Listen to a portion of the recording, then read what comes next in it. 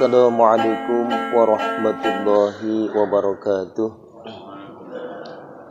Innal hamdalillah nahmaduhu wa nasta'inuhu wa nastaghfiruh wa natawakkalu bihi wa na'udzu billahi min syururi anfusina wa min sayyiati a'malina may yahdihillahu fala mudhillalah wa may yudlil fala hadiyalah. Jamaah subuh yang dimuliakan Allah Ta'ala, kembali kita bersyukur kehadirat Allah Ta'ala yang telah membangunkan kita dari mati kita yang sementara, yaitu tidur kita semalam.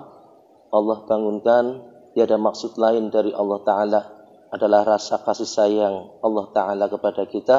Kembali kita sempurnakan iman dan amal soleh kita, untuk kita kembali ke hadapan Allah Ta'ala dengan iman dan amal soleh yang sempurna.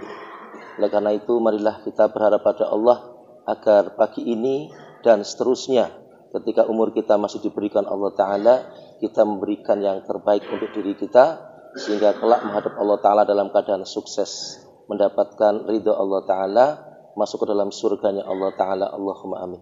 Salawat dan salam terlimpah kepada junjungan kita Nabiullah Nabi Agung Muhammad sallallahu alaihi wasallam. Semoga terlimpah pula pada seluruh keluarga, sahabat beliau dan juga umat beliau, termasuk diri kita ila yaumil qiyamah. Allahumma amin. Kita lanjutkan pembacaan hadis Fadilatus Shalah, bab ancaman meninggalkan sholat berjamaah. Hadis yang keempat. A'udzubillahi minasyaitonir rajim. An Abi Darda radhiyallahu anhu qala sami'tu Rasulullah sallallahu alaihi wasallam yaqulu ma min salasin fi qaryatin wala badwin la tuqadamu fihi mussalah illa istahwadha alaihimus syaitan fa alaikum bil jamaah fa innama ya'kulu dhi'bu minal ghanamil qasiyah wa inna dhi'bal insani syaitanu idza khala bi akalah.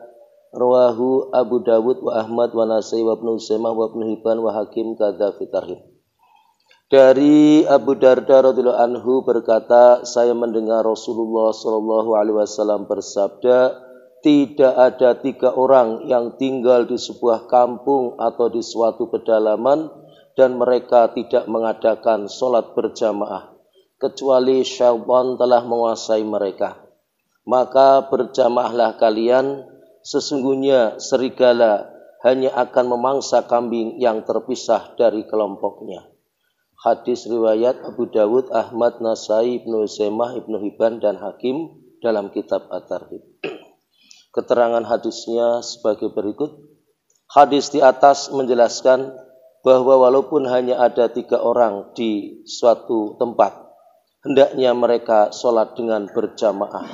Bahkan walaupun hanya ada 2 orang, hendaknya menegakkan sholat dengan berjamaah, karena hal ini adalah lebih baik. Pada umumnya para pekerja, petani, pedagang meninggalkan sholat dengan alasan sibuk dengan kegiatan pekerjaannya. Bahkan orang-orang yang telah memahami agama pun kadang masih sholat sendirian.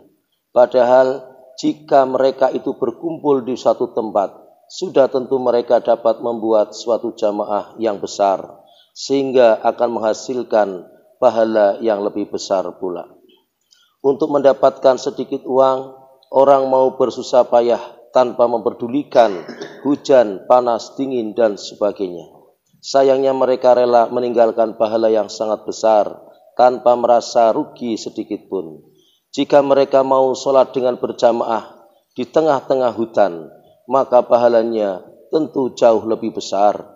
Disebutkan dalam sebuah hadis bahwa derajat pahalanya adalah 50 kali lipat. Dinyatakan dalam sebuah hadis bahwa seorang penggembala kambing, baik di gunung ataupun di hutan, yang mengumandangkan azan dan mendirikan sholat, maka Allah SWT sangat menyukainya.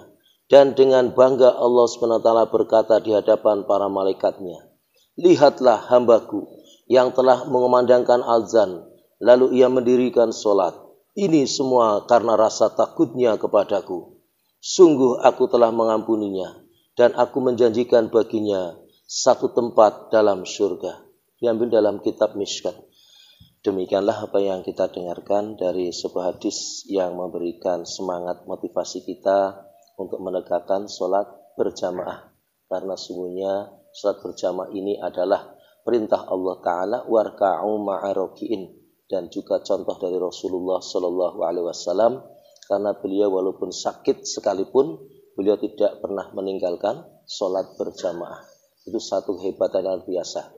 Meskipun sakit dalam tataran syar'i adalah uzur syar'i termasuk, ya. Jadi sholat berjamaah boleh tidak dilakukan karena sakit atau khauf atau ketakutan dalam kondisi hujan yang sangat besar, ya, yang lebat, kemudian kondisi listrik mati misalnya dan seterusnya. Itu adalah rasa khauf atau takut, bisa dikategorikan demikian. Maka ketika kondisi normal, maka kita berupaya agar mendapatkan nilai lebih dari Allah Subhanahu wa taala, yaitu 27 derajat. Bahkan dalam hadis ini dikatakan apabila kita meninggalkan sholat berjamaah ini, ibarat kita itu seperti domba yang terpisah dari kelompoknya. Apabila sekumpulan domba, ada harimau di sana atau serigala di sana, maka dia tidak akan berani mendekati domba yang berkumpul begitu banyak. Maka serigala atau harimau itu akan menjauh. Tapi ketika domba itu berada dalam kondisi sendirian, maka sungguhnya dalam hadis ini dikatakan maka akan diterkam, ya. Siapakah serigala dan harimau yang ada di dalam diri kita di dunia ini? Yaitu syaitan, yaitu syaitan. Iblis laknatullah alaih adalah seperti ibaratnya adalah serigala.